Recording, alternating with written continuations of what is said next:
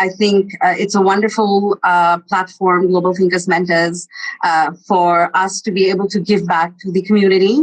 And it's been a wonderful experience being a member of the community itself and knowing some of the amazing mentees who are out there and actually being able to help people. So thank you once again. This topic is quite close to my heart, so I'm quite excited to be able to talk about it. Just a quick disclaimer, a lot of the stuff that I will talk about in this presentation are based on the 9 years of a lot of the road shows that I've done, workshops, publications, some of the teaching learning practices, case studies. Because I did not want this to be a very academic presentation, I wanted it more to be governed by, dictated by the experiences that over the years I have gathered, and I've had the privilege to be a part of for a lot of the girls that I have mentored. So I will start out by saying something quite interesting. I'll say I'm rare. Now I'm rare because we have a glaring gender disparity which exists. I make up only about 3% of ICT graduates worldwide who are women, and I was one of them. And in the last 20, 30 years, that percentage has not changed a lot. I am rare because this gender disparity is growing. We have about 45% of girls who graduate with STEM degrees, and only 20% of us are in IT.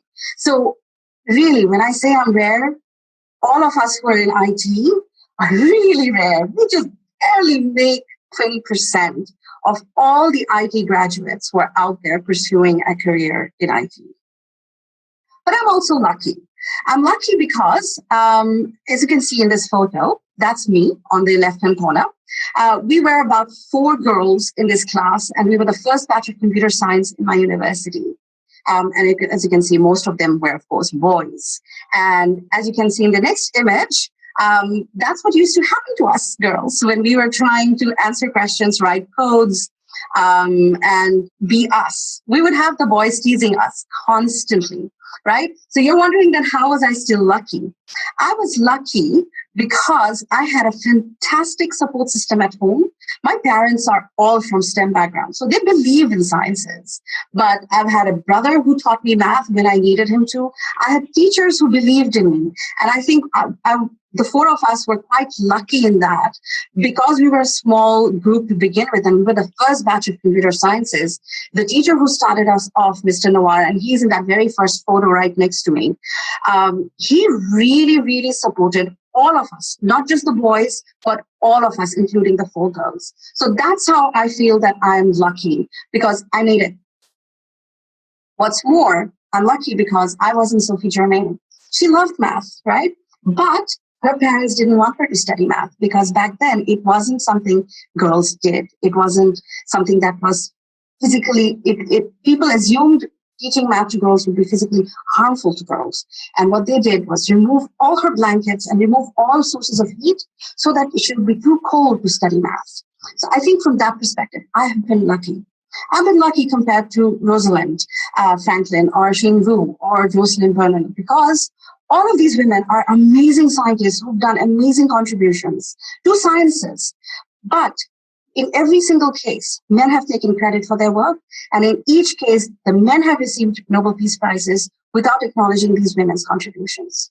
So yes, 21st century, being a woman in STEM and women in, particularly in IT, I think I am lucky, because I do have colleagues and I do have supervisors who are men and who are appreciative of the work that I'm doing. Unfortunately, that's not though true for everybody. When we think of scientists and you ask a room full of students, any age group, typically this is what they will assume scientists look like. And these are the examples that they'll give you. They'll talk about all of them. But they don't, very rarely would you have somebody come up and talk about women scientists, because that's not something we're talking about in classes. When we talk about smart cars, we talk about computers, we talk about Mark Zuckerberg, we talk about Michael Dow, we talk about Bill Gates. We don't talk about the women. And that's where the problem really lies. What is the impact? There have been researchers that have showed that by the age of 6, girls already think they are less likely than boys to think that they can be brilliant. That's a huge take back for parents, for teachers. Imagine a 6-year-old already thinks that brilliance is a male trait. Trust me, there have been enough scientific research is done to show it isn't. It has nothing to do with gender. It has absolutely nothing to do with the X or the Y chromosome. But that's what girls are already thinking. So in primary school already, they've got the message that maths and science is not for them. The impact, other than actually thinking about women not going into STEM, is that one of them would be your gap in the wages that arise in employment, because fewer women are educated, therefore they have fewer opportunities. And science research has actually showed us that women in sciences actually earn 33% more than women in non-science counterpart fields. So there is a possibility to boost wages, boost opportunities for women, but they're not studying these degrees. They're not following this path and this career. We know there are going to be about 1 million jobs out there in computer sciences, but we are nowhere close to graduating that many IT people, right? This is generally. But on top of that, imagine only 20% of all those that are graduating are girls. So there is a huge potential here. If we can boost women and girls to actually follow this, we will actually help them get this opportunity and actually help reduce the gap in wages. What's more, the more predominantly male scientists that you have, the more they tend to exclude problems in society that pertain to women and children. And this is one of the best examples that I've come across. The first generation airbags in the cars were tailored to average male bodies because they were developed by male scientists, they were tested by male scientists on male dummies, which completely discarded women and children.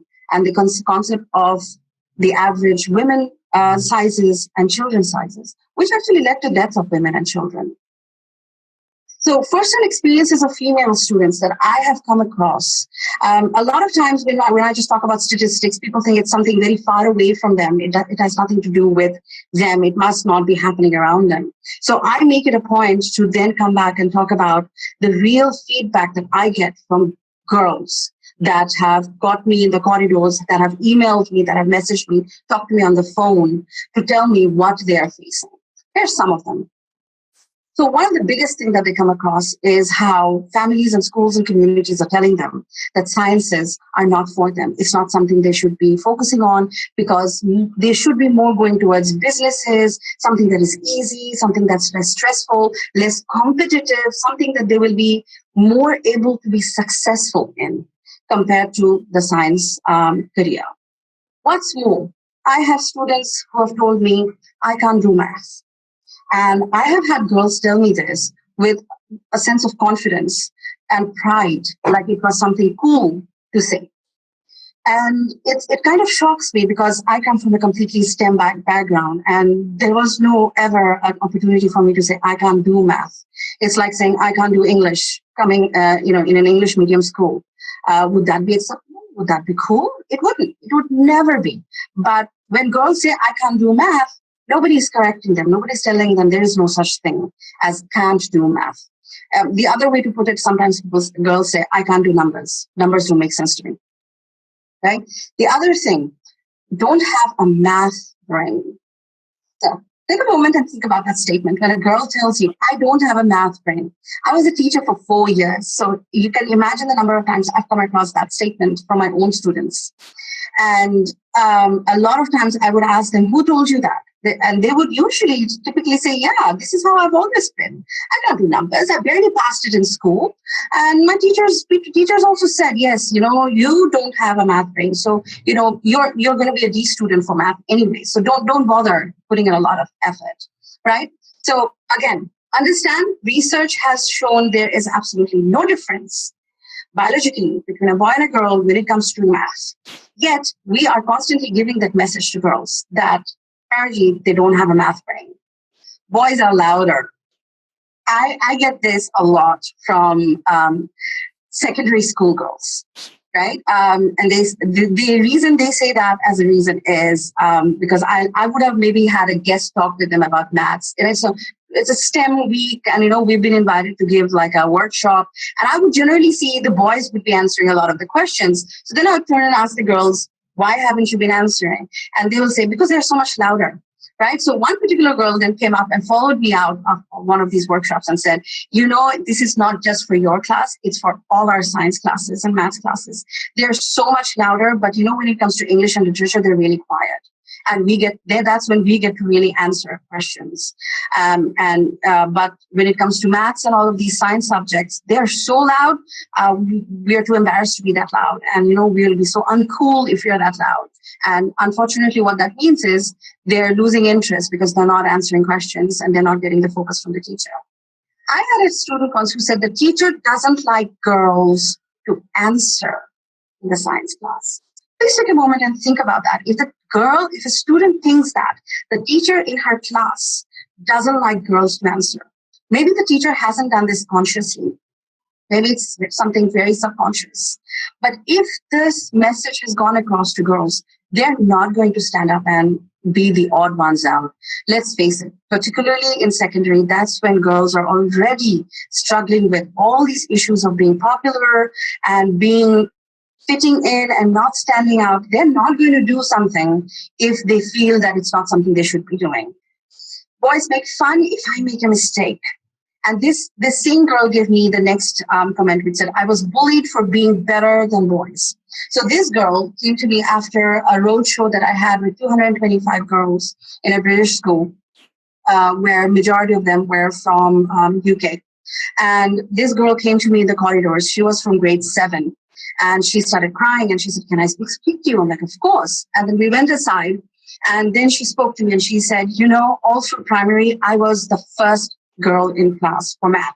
I got all A's. I used to get the highest in math.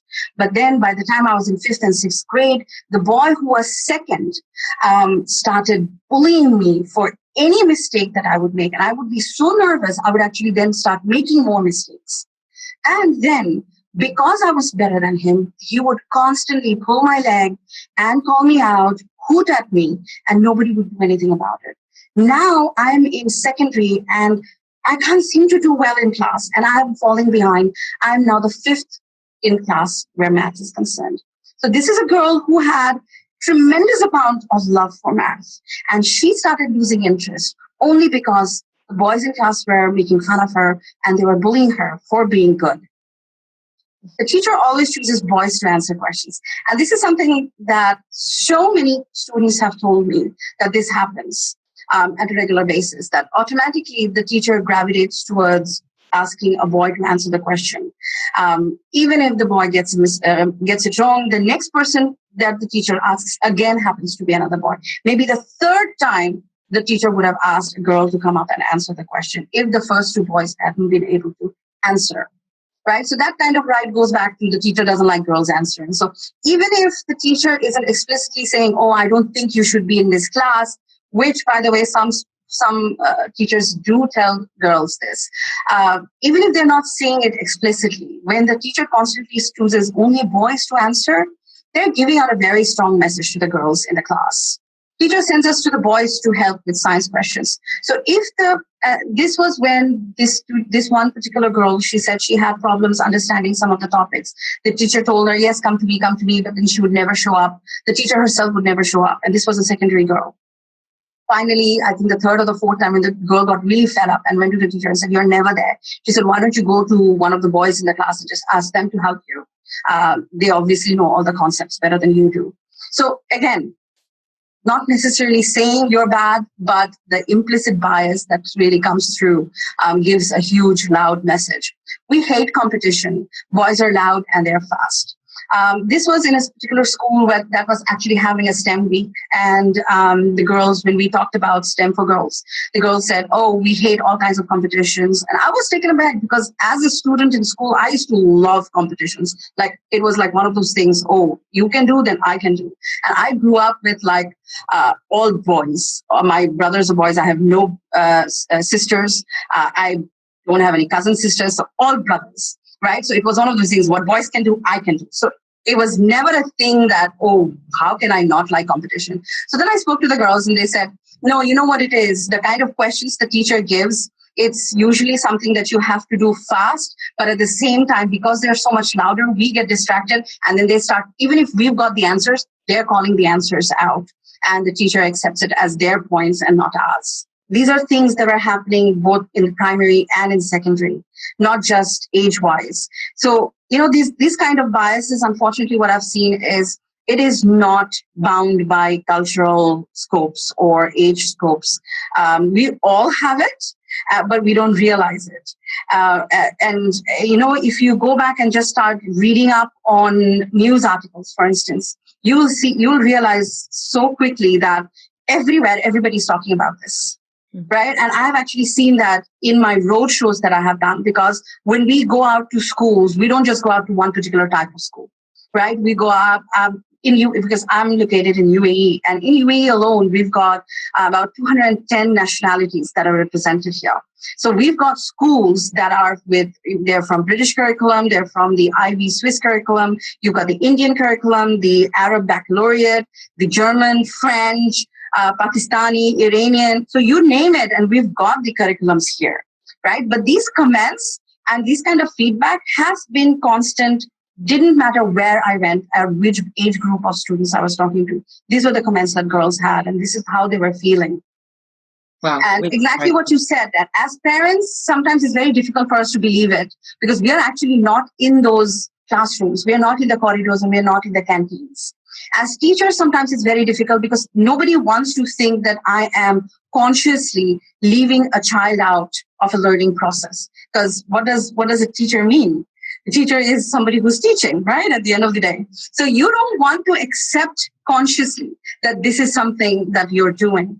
And that's why I think the whole COVID-19 section is going to be very interesting, because that's thrown lights on so many different dimensions. One of the students, this was a senior student, she was in, I think, 9th or 10th grade, and she said, it seems to be a boys' club.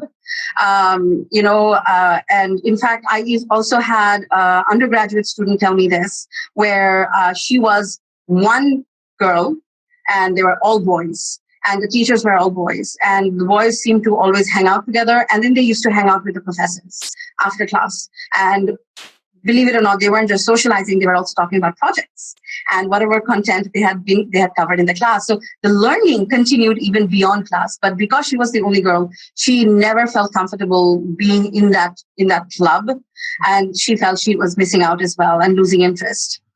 Female teachers are more strict. Imagine that. Like if a girl thinks that her maths teacher was more strict towards her. And I think this is something that I have seen a lot of teachers do. It stems from the hard life that the teacher herself may have had, or constantly she thinks she needs to push the girls more. But in that process, what comes off is that, oh wow, the teacher is more strict towards me than she is strict towards the boy when I make a mistake. Lower expectations from male teachers towards female teachers. And so parallelly, if you think about it, and these two comments came from the same school, where they had mix of science teachers and math teachers. They had male teachers, female teachers. And the girls felt that the female teachers were more strict towards them, whereas the male teachers didn't expect much out of them.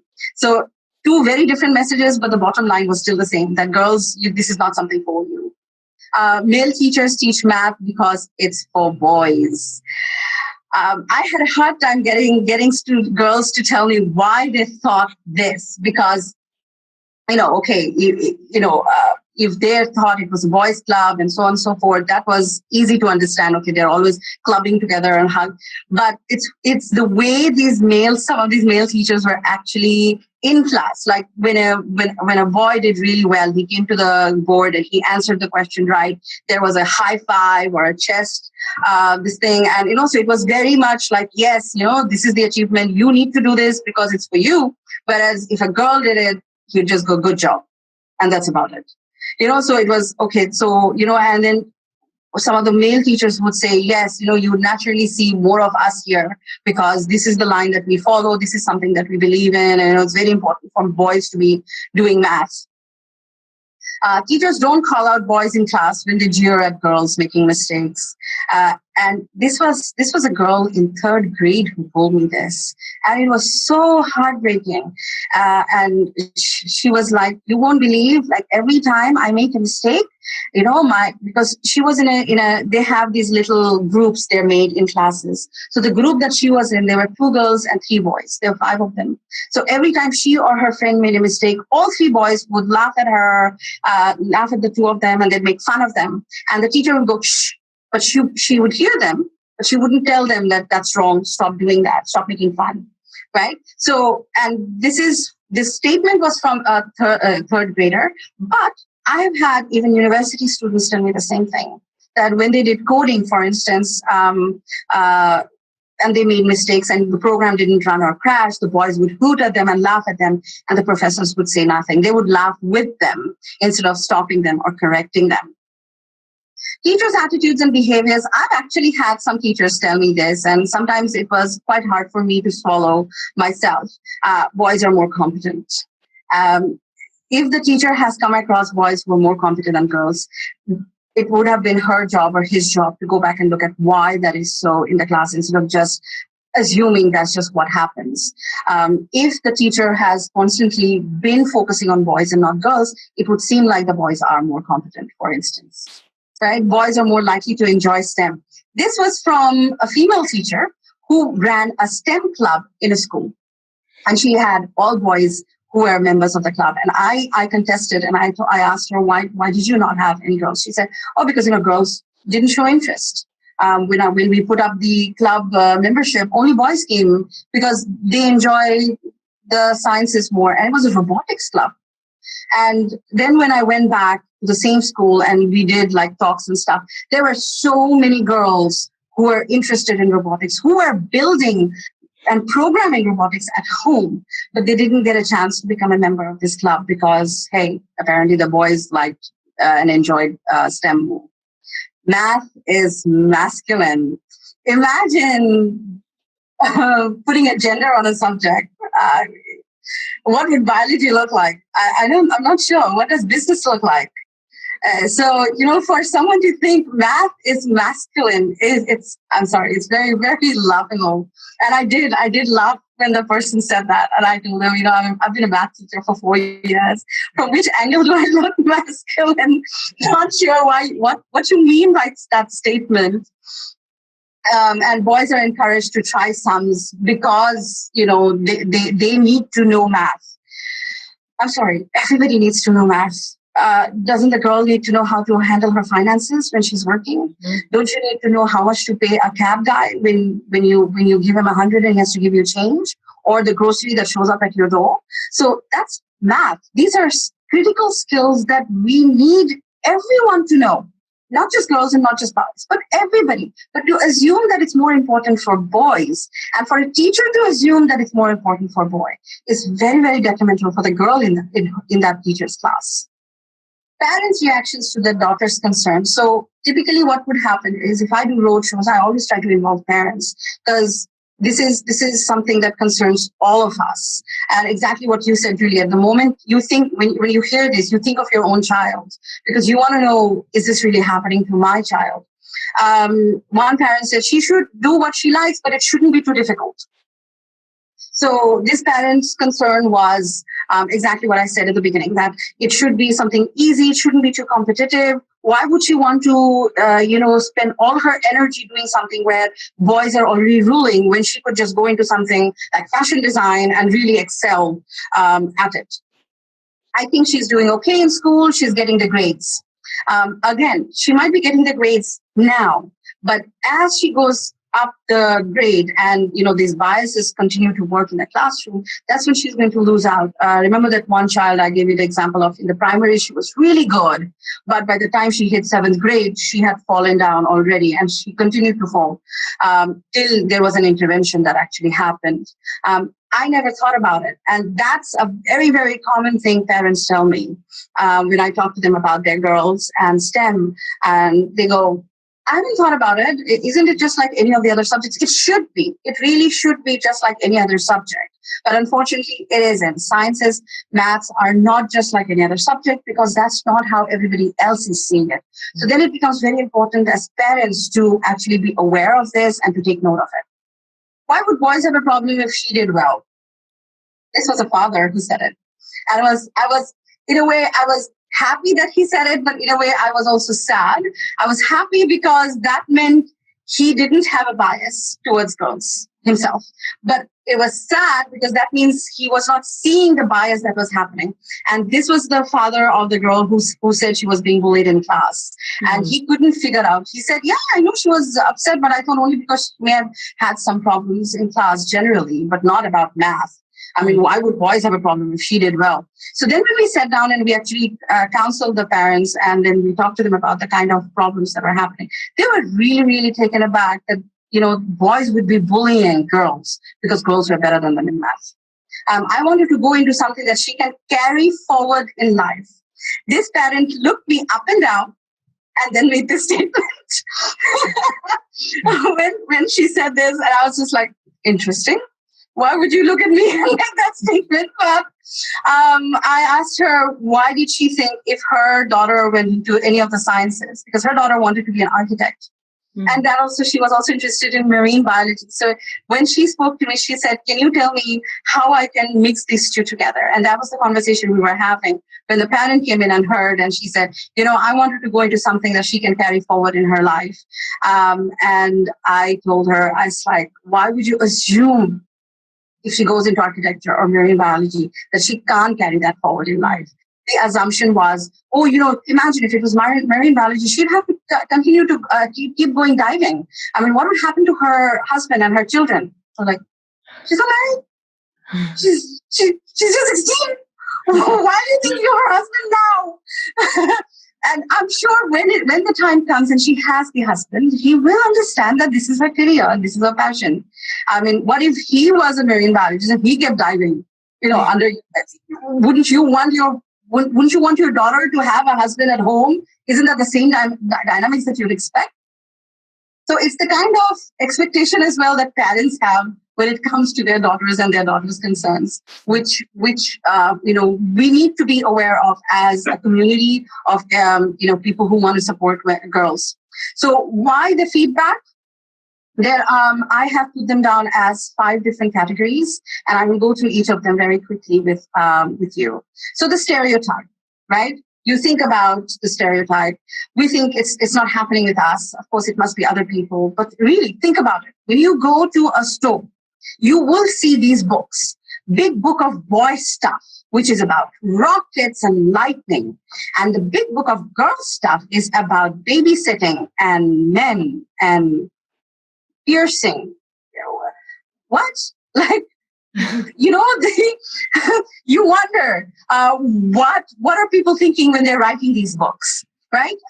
This last picture is actually something my daughter took and showed it to me because she was so upset that this was in one of the toy stores here. And it's a big global toy store chain, which put that tag, perfect for boys, on Toothless, which is such a favorite character for all kids, not just boys, all kids. My daughter, I love it. Forget my daughter. And then they put perfect for girls on a pony. My husband loves My Little Pony, by the way. He and my daughter sit and watch it. I hate it. Right? So, it's things like this that we ultimately assume pink is for girls and blue is for boys. No, it isn't. The colors don't have gender, just like the subject did not have a gender. Right? Bullying. I've given you some examples, but here's something else that was shared. And these are different at different times. My students shared with me, not just my students, but like when I say my students, all the school girls that I have been in touch with. So I'm going to put them up and then I'm going to talk about. So if you see the first one, these are all memes that were shared in their social media by the boys and sometimes by the girls, believe it or not. Right? So there, the first one is about a girl who's making a mistake in calculating math. The second one, hi, darling, use my ATM card, take any amount out, go shopping, and take your friends for lunch. And then for the pin code, it has a math formula. The idea of the joke was that the woman is too dumb to solve that formula, hence will not be able to use that credit card. Hence, his credit card and money were safe. At so many different levels, I can't imagine. But this is, and people laugh at it, people joke at it, people comment and share without thinking what is the message that we are actually giving the boys and what's the message we're giving the girls. And of course, the one at the bottom, whoa, you suck at math. Whoa, girls suck at math. When a boy goes to the board, it's the boy who was bad, right? But when a girl goes to the board and she makes a mistake, it's not her. It's all the girls who suck at math. And this was one of the things that was shared by that girl who I mentioned, who was in 7th grade and being bullied. The discrimination is constantly there.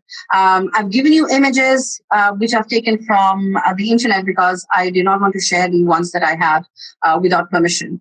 But this is typically what happens. Anytime, any kind of training that happens, the images that are used, if you look at them, they have the men taking the lead and the women are either assistants or the women are learning from the men. So again, the message is that the expertise lies with that particular gender.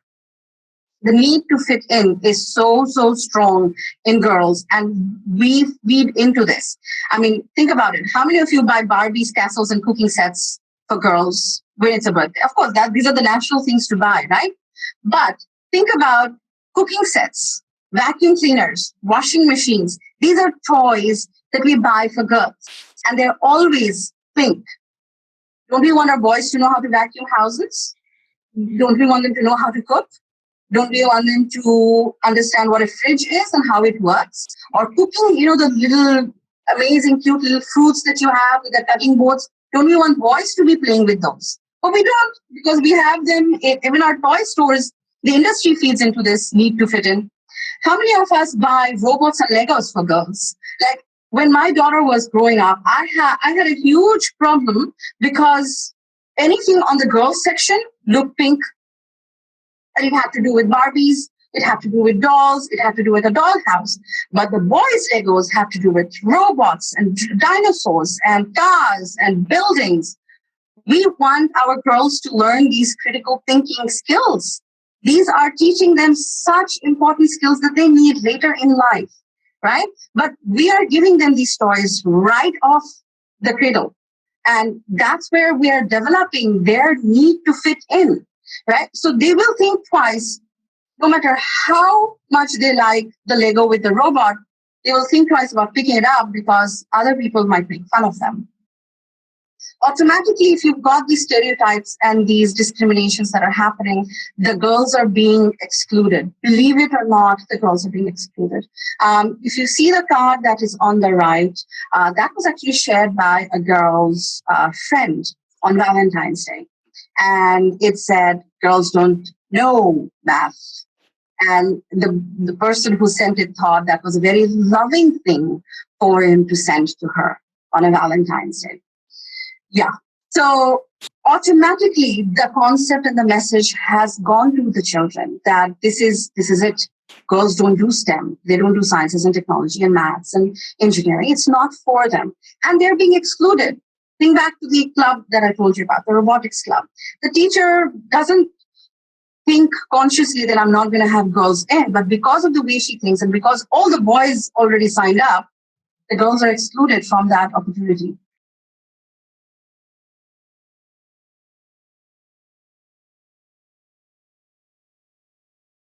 Yes, I have this thing called Women Tribe that I started a few years ago, where I get women to support women, because this is not something we should be explicitly taught to do, and we don't. And as I was telling you about this female teacher being extra strict on the girls, I actually caught up with a maths teacher once, and she said, of course I'm more strict on them. I want them to do better. Because, I always had teachers who were strict, and I became good at it because my teachers were strict. But you see, when the teacher is being very strict on the girl in the class and not on the boy, the message is actually very different than what's in her mind. So to be able to consciously support a girl as a girl takes a lot of effort. And it needs explicit effort on our part because we don't do it. My biggest supporters are my husband, my dad, and my brother. And you need the men to support you and to, to be there by your side to say, yes, I believe in this as well.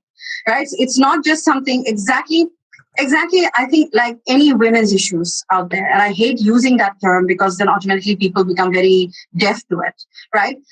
We need everyone to be on board with the message. It's not just us who need to be talking about it. It's everybody who needs to be talking about it. When I was coding and I was in my university, as I showed you, I was just one of four girls in the class. My professor would make it a point to come and stand next to us when the boys started jeering or making fun of us, so that he could show his support to us. And automatically what would happen, the boys would subside and they would stop doing that. So we could then go back and start concentrating on our work. So that kind of support, it's not because he's saying, boys, you don't deserve it. You don't deserve to be here. That's not the message. The message is all need to get equal opportunity. That's all we need. We need to ensure we are creating an atmosphere of equal opportunity for everybody.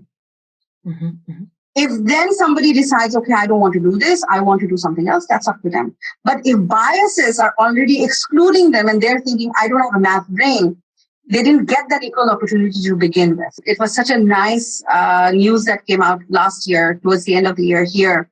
We had two girls who were studying engineering and they were on the roads waiting for a car or something. And then they noticed the construction workers and how they were sweating and they were drinking water. They went back to their labs and they worked and they worked and they worked. And they came up with suits, normal work suits, but they have cooling in them. You know what I mean? So it's these kind of contributions that definitely need to happen, but they happen because we want to provide equal opportunity for everybody. If there was this amazing TED talk I had heard once, where the speaker said, if the cure for cancer lied in the brains of a girl, by the age of 6, she would have already given up on following STEM. We would have already lost the cure. So it's not about girls can do it and boys can't. That's not what I'm saying. I'm saying we need to ensure we're giving them equal opportunity so they can do their best in whatever they choose to do. So now I come to, of course, remote learning in crisis. If anything, those of us who are in education, either as students or teachers, management staff, we know this has been the biggest disruptor in education in the last decade, right? With the schools closing, we have had more than 1.5 billion students who've been affected. That's almost 91% of all learners across 188 countries. And the reason I share that figure is so that you understand the extent of what I'm about to say next. So what has been interesting is if you look at all the news that come out, we talk about gender equality. We are talking about COVID-19's impact on gender equality in terms of looking at physical health, in terms of why are men dying more than women from the virus, the domestic violence and abuse that has increased because of COVID-19's lockdown on women, unintended pregnancies, early marriages. So those have been the focuses. What's missing out and what COVID-19 has done in a lot of ways by putting a magnifying glass on is, for instance, taking care of the younger ones now at home. And I have had my emails, my messages filled with students emailing me from everywhere, from across all the years that I've known them, telling me, Zeenath, guess what? I've been asked by my parents not to attend class from 12 to 2 because that's when, my mom or dad have meetings or they are at work and I have to take care of the 6-year-old. I have a brother, but they never ask him to do it. They're asking me to do it. Help with cooking and housekeeping, because mom is also working. So, it's okay for you to not sit for the remote class, but to do that, make sure the others have breakfast and everything, because I have to be at work. And of course, finally, the digital divide. This word traditionally actually means just access versus no access. So somebody who has access to devices and connectivity, and somebody who doesn't have access to device and connectivity. But what COVID-19 has done, I think even just generally for education sector, is show us new dimensions of what digital divide really, really means in the 21st century. Because it's not just about having and not having. Because we already know 3.5 billion people in the world are connected. Those who can afford, they have devices. They are connected to the devices. So it's no longer just about, can I have access? I have access, but am I being able to use it? I've had girls tell me they were told to take a back seat if the device is limited in that house, because the boys get the first kick at using the device to attend classes.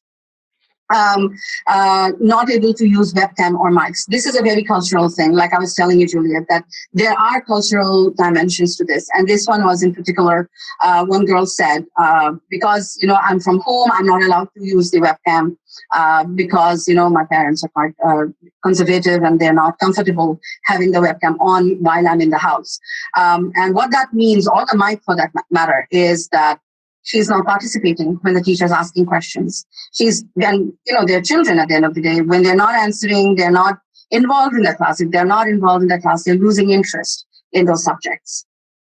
What's more, and what's interesting, and Juliet and I were just a little bit talking about this now, that as parents now, we get to see what's happening in our children's lives, something that has never happened in all the years and all the generations that education has existed. To this level of immersion of parents in schools and classes has never happened before. Now parents are the audience and the witness to the class dynamics. So think of everything, all the feedback that I have given you, and now look at the difference in parents' feedback. Parents have been calling me and talking to me about how hostile they have felt that classes have been, the science classes, the maths classes have been to the girls compared to the non-science and STEM classes, right? And that's such a strong word for parents to use, that sitting behind or next to their girls, they felt how hostile that class environment was towards their daughter, right? My daughter feels less pride in these subjects than she does in other subjects that she is attending. Girls called less number of times to answer questions. So, and this one parent, she rallied the whole class, and all the girls' parents sat down and counted the number of times their daughters were called out to answer a question versus a boy was called out to answer a question. And you won't believe there are about 20 kids in that class, and 16 times boys were called out, but there aren't 16 boys in that class. So you can imagine the number of times the teacher was calling out a boy to answer a question versus a girl to answer a question. Girls were automatically volunteering less number of times than boys to answer questions. Automatically, if they're feeling hostile, there is a hostile environment, if they're not comfortable, if they're not being called regularly, when they're asked to volunteer, they're also not volunteering because suddenly they don't feel comfortable, coming in the forefront. Teachers are not calling out boys when they're being mean in the chat rooms, on remote classes. When a girl is trying to answer a science question, an experiment question, the boys are jeering at them in the chats, and the teacher was not calling the boys out, right? And even when a girl is asked to answer, the boys are unmuting the mic and blurting out the answers, and the teacher is accepting that and saying, good going to the boy, instead of saying, hold on, I won't accept that answer. I want that girl to answer the question. So suddenly now parents realize there is a real bias that excludes their girls automatically from these STEM subjects and the learning process that is so crucial in these younger ages for girls. How can we help and even out the field? So there are a number of things that I have been doing, and I have seen them working, and I will show you the statistics a little later. So we do regular STEM workshops for girls.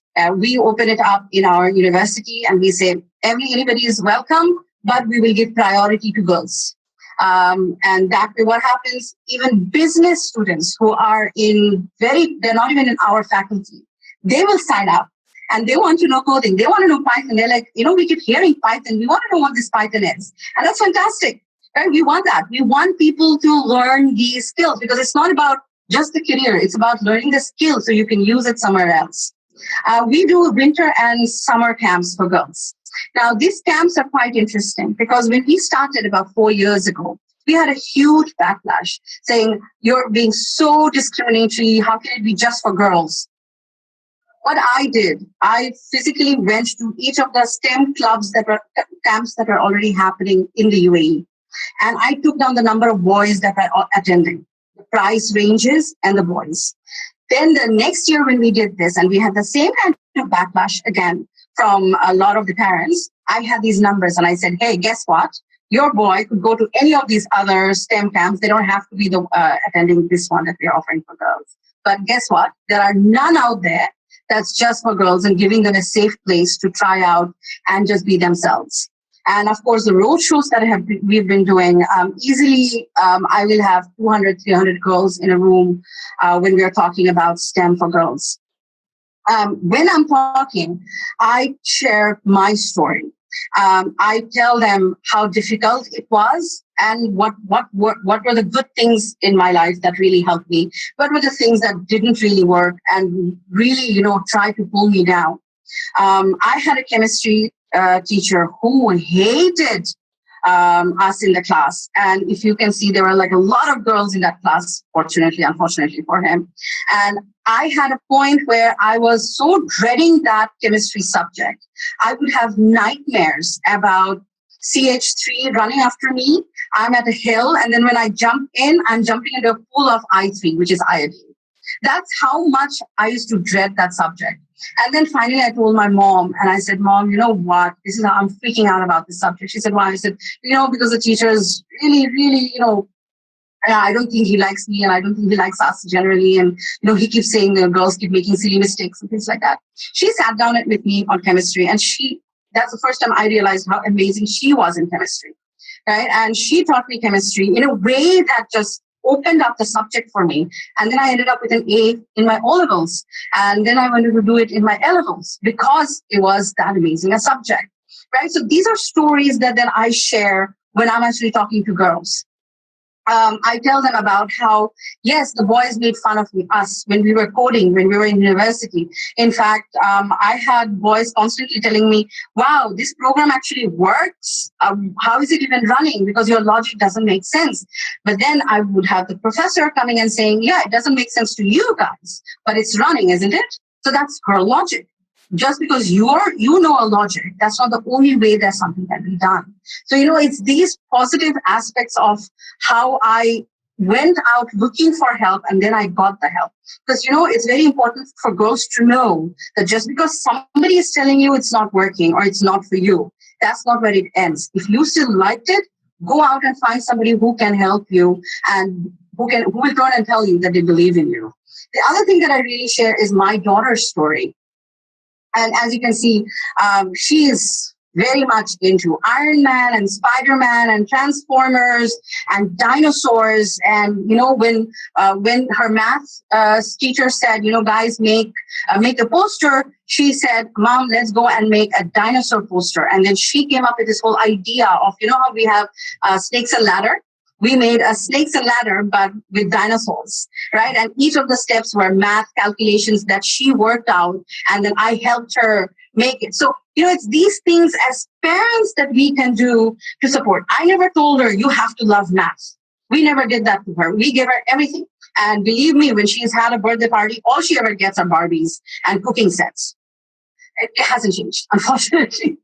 People know, but people still get stumped. Like, oh, we didn't know what to guess. We got you this. I'm like, no, my daughter, she likes Legos. Get her a Lego next time, So it's this thing that, no, we can't be buying Legos for girls. We can't be buying a car for girls. But each of these are examples of her birthday parties that we have done with her, where she has had the theme. She's had Harry Potter theme, but she was Harry Potter. She was not Hermione. She was Harry Potter with the whole Z and everything.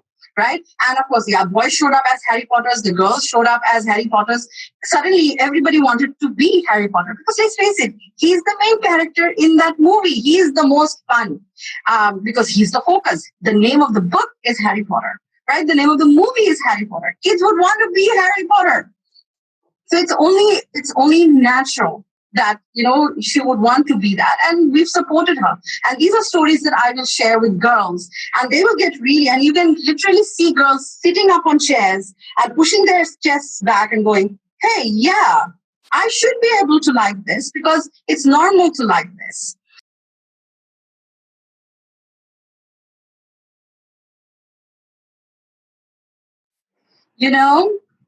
What we have found, and that's where the statistics I was going to show, is I did a 5 years program with one particular school. And when we first started off, we thought this was not going to work because where were we going to get the help? I had no funding for this. I started reaching out to women in science backgrounds. And every one of those women came back and gave us their weekends for 5 years over the summers. And they did the training with these girls. There were marine biologists in there. We had math scientists in there. We had engineers, civil engineers. We had electrical engineers. We had, you name it. And we had women who were giving us that time. Sometimes, all it takes is for one person to just stand up and tell somebody else, hey, guess what? We need you to do this for us. And sometimes that's just the bulb that's needed to go off. And with that program, and that's why I said support works. When we first started in that first year, we only had 12 girls who said they were interested in STEM. By the end of the 5 years, we had 101 students who actually were actively taking STEM subjects. And then they went on to take architecture and graduate and so on and so forth. So support really, really works. And that's why I was showing the numbers here. In particular, these two students that I have, typically I would have them with me. Unfortunately, they are both at work. They graduated with business degrees. They helped me as volunteers to organize STEM camps.